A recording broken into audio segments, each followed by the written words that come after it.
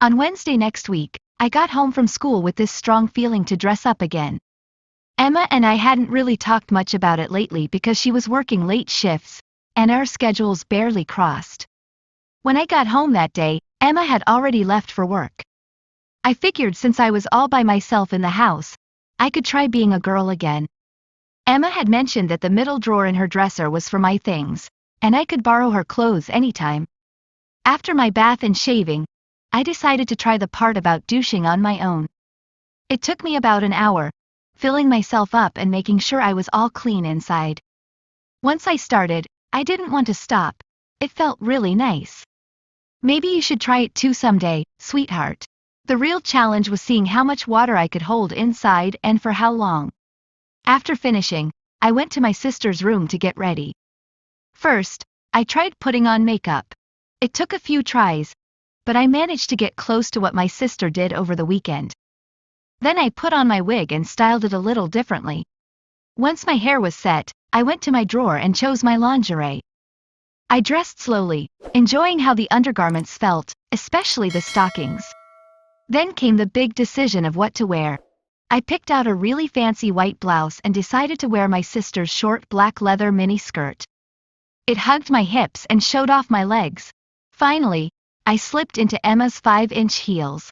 They felt amazing and made my hips look different. I walked around, got used to them, and then stepped back from the mirror to see how pretty I looked. Around 8 o'clock, the phone rang. I picked it up, and someone asked for Julia. I got really scared for a moment.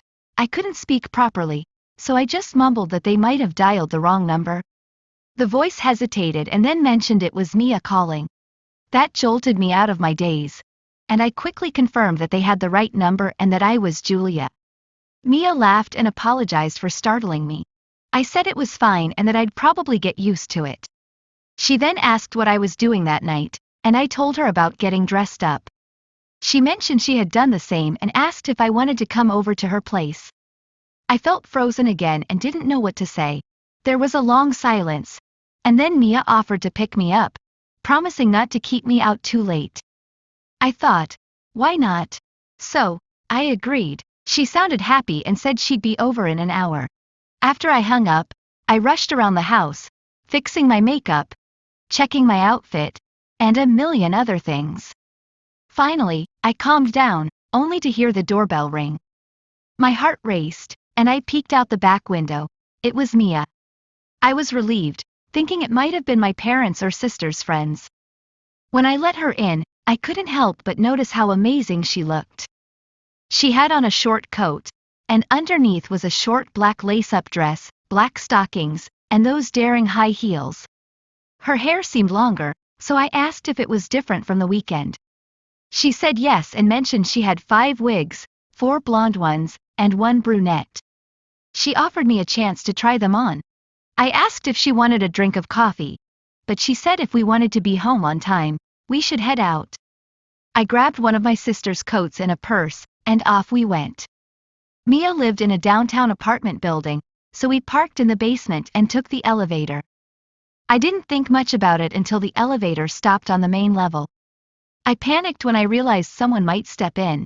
Mia noticed and moved closer to me. The doors opened, and in walked an older man. He smiled at us and said, "Good evening, ladies." Mia smiled back, but I just waited through what felt like the longest elevator ride ever. Thankfully, our floor was the first stop. We got out, and I felt like I could barely walk. It was my first time being that close to someone who didn't know who I really was.